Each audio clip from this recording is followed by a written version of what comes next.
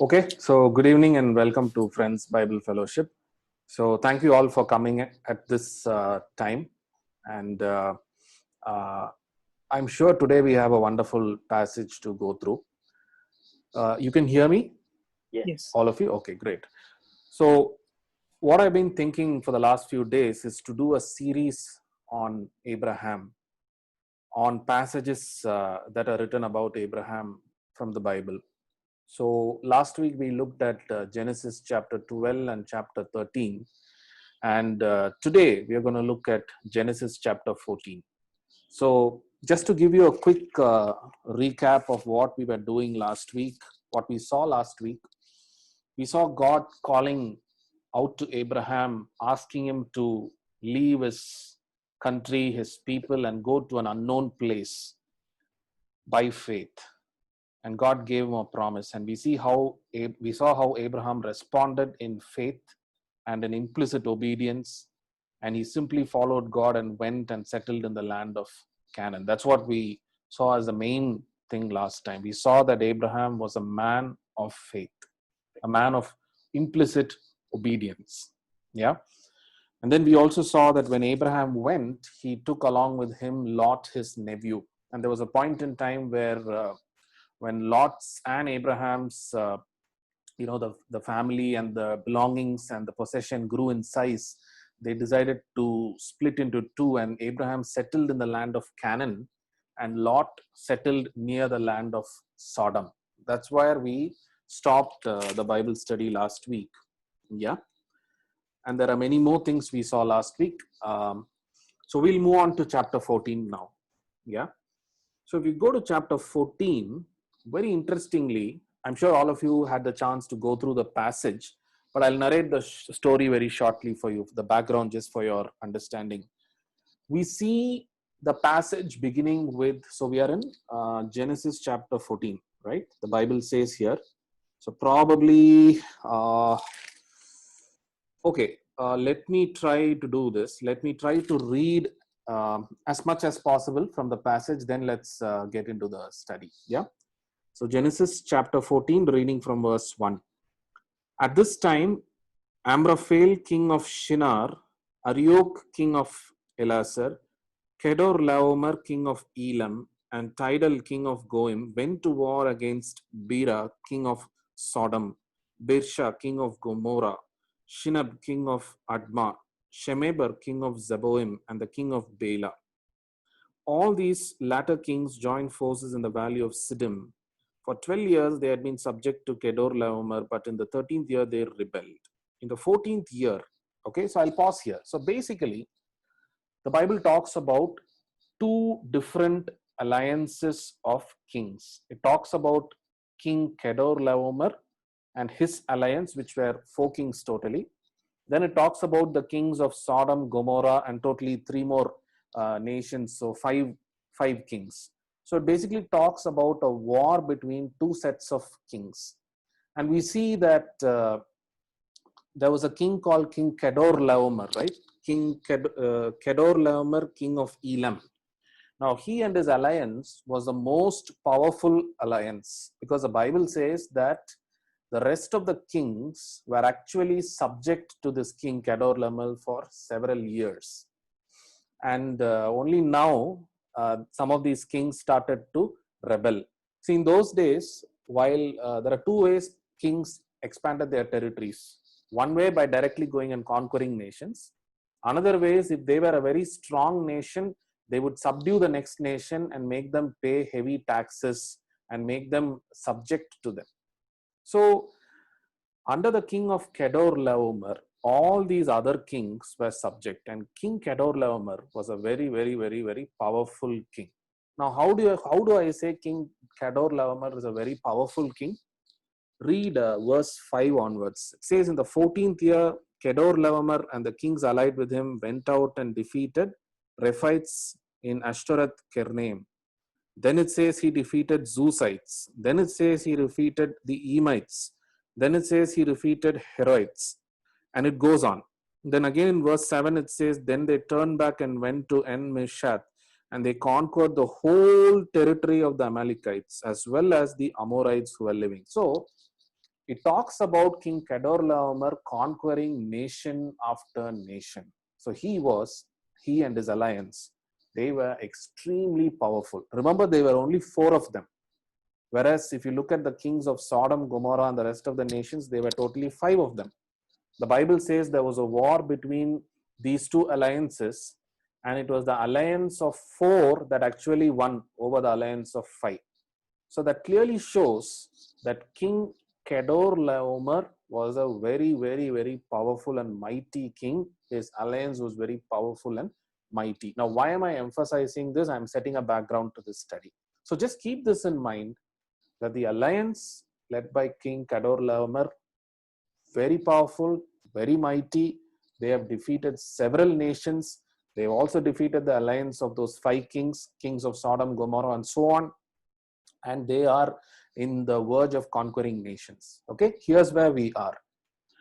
Now, what happens is that when King Kedorlaomer conquered Sodom and Gomorrah, the Bible says, if you go to verse 10, it says, now the valley of Siddim was full of tar pits, and when kings of Sodom and Gomorrah fled, they were defeated and they were fleeing.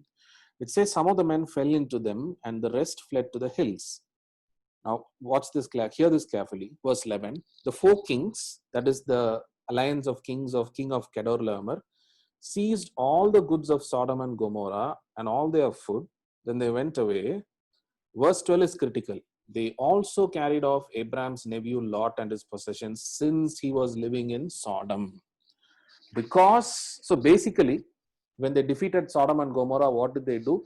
They carried off all the possessions, all the property and all the wealth that was there in Sodom and Gomorrah, they carried off. Along with that, they also carried off Abraham's nephew Lot and all his possessions. This is where Abraham comes into the picture, because Abraham is not bothered about Sodom or Gomorrah, neither is he bothered about Kedorlaomer and all that. But remember, Lot was Abraham's nephew, right? So somebody escapes from the battle and they go and tell about this whole thing to Abraham, and Abraham learns that his nephew Lot has also been taken captive. And because Abraham loves his nephew so much, he determines to rescue him. And imagine, Abraham is actually not king of any nation. He is just an ordinary man with an ordinary family. But we saw in the previous chapters 12 and 13, how God had blessed him abundantly. Just recollect chapter 13 and verse 2. Anybody can read chapter 13 and verse 2.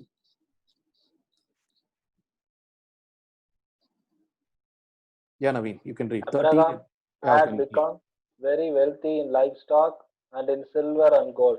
So Abraham had become very wealthy in livestock and in silver and gold, which is God blessed Abraham and made him wealthy. We saw that last week. Yeah.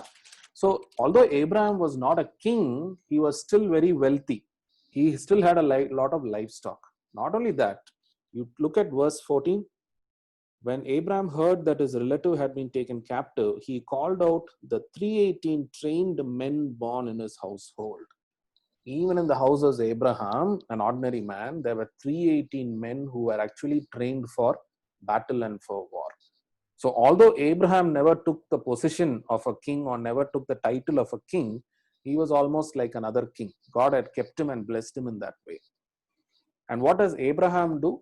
Abraham allies with some of his friends in that society, namely Mamre, Amorite, and it says now Abraham was in the verse 13. Now Abraham was living near the great trees of Mamre, the Amorite, a brother of Eshcol and Aner. So with these 3 people, Abraham takes an alliance, and he goes and defeats King Kedorlaomer and his alliance. I want to tell you that Abraham was no king, but he still ended up defeating the great and mighty Kedorlaomer, the king, and the alliance of several other kings with him. The Bible says in verse 16, chapter 14 and verse 16, he recovered all the goods and brought back his relative Lot and his possessions together with the women and the other people. I want to focus on this. He recovered all the goods, not some of the goods. He recovered all the goods. Imagine, this is a very powerful alliance. King Kedorlaomer and the other kings. This was a very powerful bunch of kings. Not only Abraham defeated them, but the Bible says he recovered all the goods and then brought back Lot. That means Abraham, a simple and ordinary man who never took up the title of a king and so on, won a great battle that day. Now, that was such a great victory that even heaven was rejoicing over Abraham's victory. If you go to Genesis chapter 14 and verse 18, it says, "Then Melchizedek, king of Salem, brought out bread and wine." Now, hear this carefully. "He was the priest of God Most High, and he blessed Abraham, saying, 'Blessed be Abraham by God Most High, creator of heaven and earth, and blessed be God Most High, who delivered your enemies into your hand.'" This was no ordinary king of Salem. The Bible Jesus. says this was a priest of God. This is actually a heavenly being. It was such a great victory that Abraham won that even heaven came to celebrate this victory along with Abraham. So Melchizedek, the priest of God, comes and celebrates the victory with Abraham. Imagine what a privilege it is for Abraham. He was such a great man of God, a man of faith, and God honored him. God was with him, and God Amen. gave him a victory in that battle. And God sent his own priest to celebrate the victory. That was the kind of privilege that Abraham enjoyed with God. But here is a catch. You look at what Melchizedek speaks. He says, Blessed be Abraham by God Most High, creator of heaven and earth.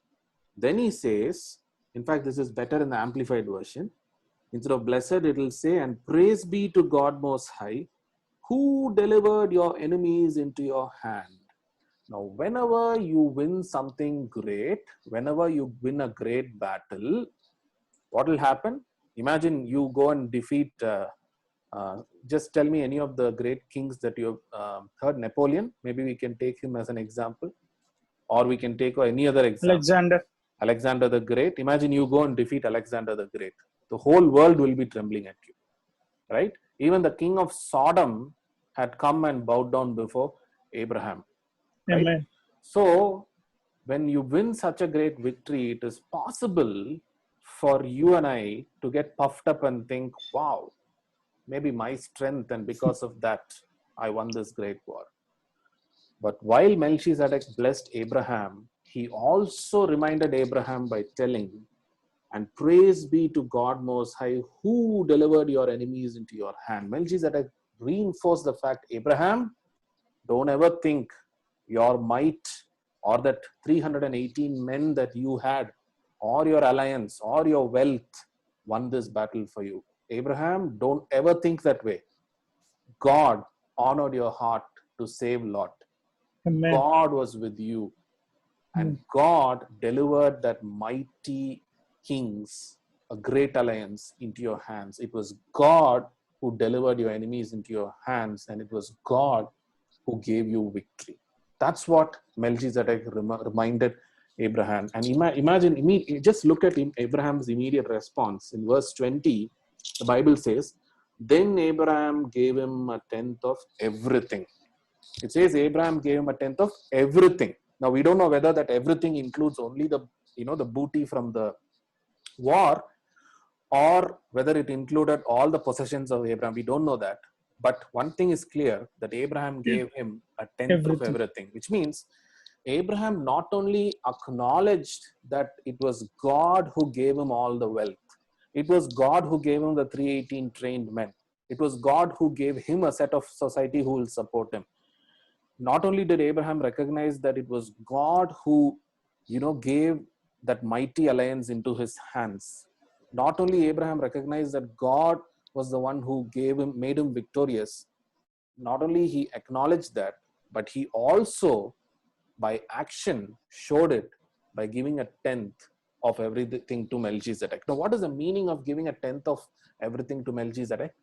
Abraham was saying, all the wealth, all my possessions, the 318 men, whatever it might be, everything belongs to God. God has just given it to me. As Amen. a token of that, I am giving 1/10 to God. Lord, your own possessions, I am giving back to you, God. That is the meaning of that. So what is it now? I've given you a long story. I want to cut short here, pause here and say, and try to reflect on, okay, what do we personally take away from this reflection? What is it that you and I can learn from this particular incident? One thing I want you to tell today is, recollect in your life today of all the great and mighty battles you have won. I'm sure when you go back in life, you can tell yourself, man, there were some situations which I faced, I would have perished, but I ended up winning that battle. That recollect times in your life when God blessed you abundantly when you were least expecting it. And today is a time where you can acknowledge as God as the one who gave you victory in your battles. Amen. You didn't win your battles because of your own strength. You didn't get that blessing because of your own talent. You didn't get that blessing or that reward or that victory because of your own cleverness. No, maybe you used all that, but it was God who gave you victory in those battles. It was God who blessed you abundantly with wealth.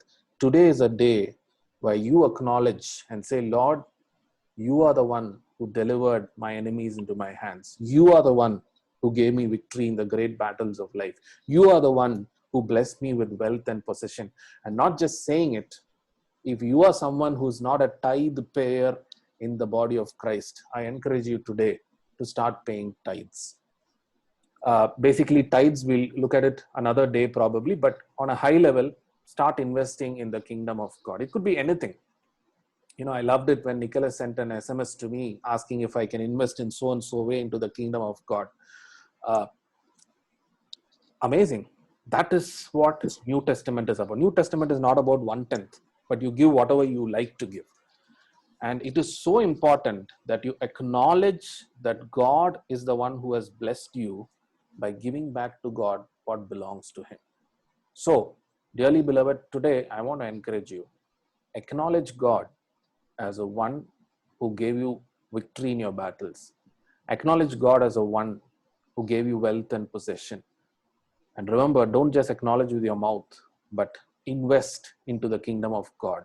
Be willing to pay your tithes, because in that way, the blessings will come back to you. Amen. So that's Amen. the first thing which I wanted to share and reflect upon. Apart from that, there's something interesting that happens after this. If you look at Genesis chapter 14, in verse 17, it says, after Abraham returned from defeating Kedorlaomer and kings allied with him, the king of Sodom came out to meet him in the valley of Sheveh. So the king of Sodom, who was not able to defeat King Kedorlaomer, he had actually fled. Now knowing that Abraham had defeated the king of Kedorlaomer and the rest of the alliance, comes out to meet Abraham. And you know what he says to Abraham?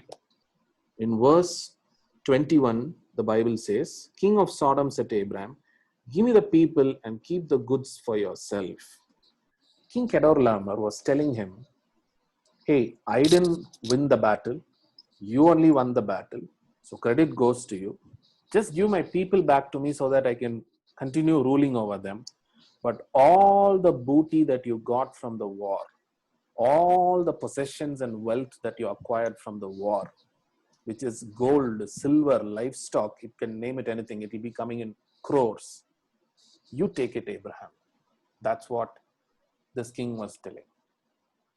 Imagine if you and I were in the position of Abraham, what you would have told.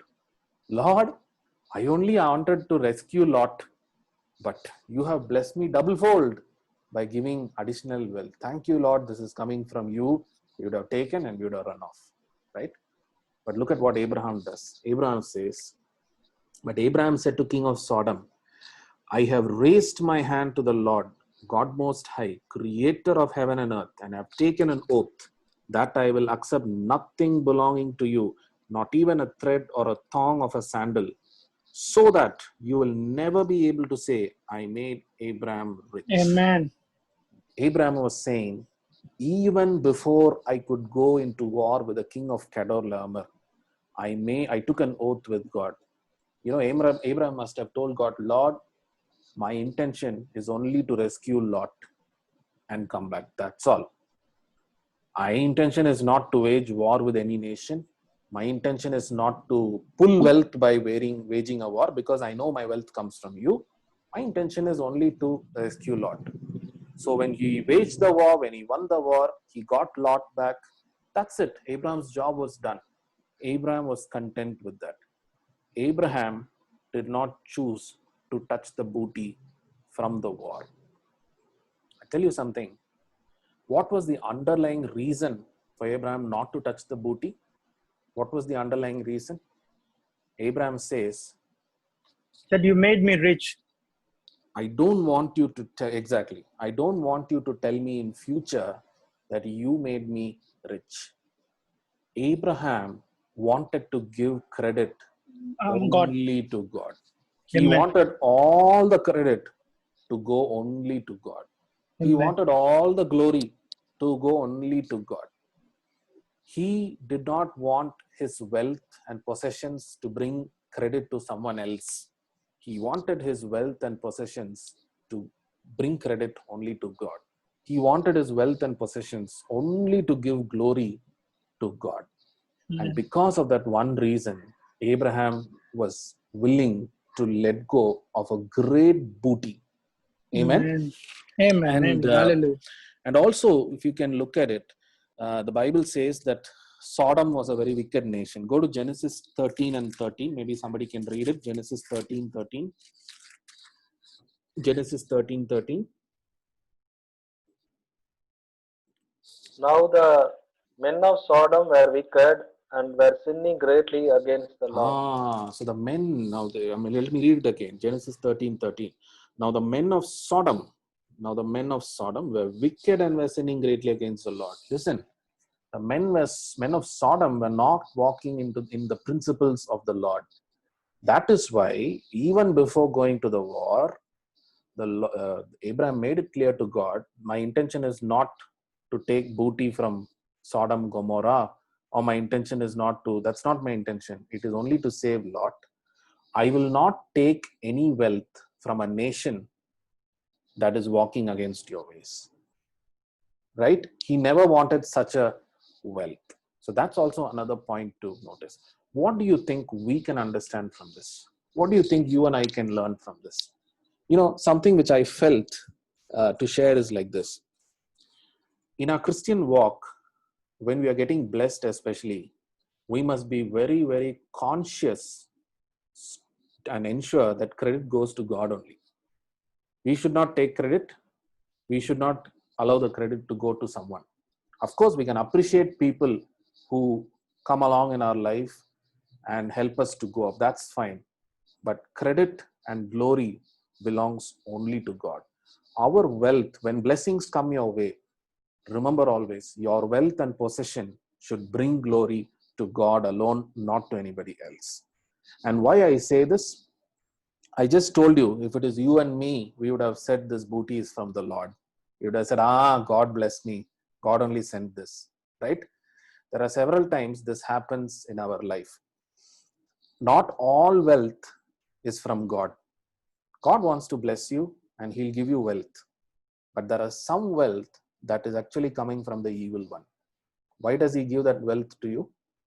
So that one day he can tell the world that, Naveen or Nicholas, of course he was, blessed by God, but only I made him rich. And one day Satan will come and tell you, hey, Nicholas, Naveen, I only made you rich. So better you join hands with me and with the sins that I'm doing. And that day you will be caught. Abraham was very careful.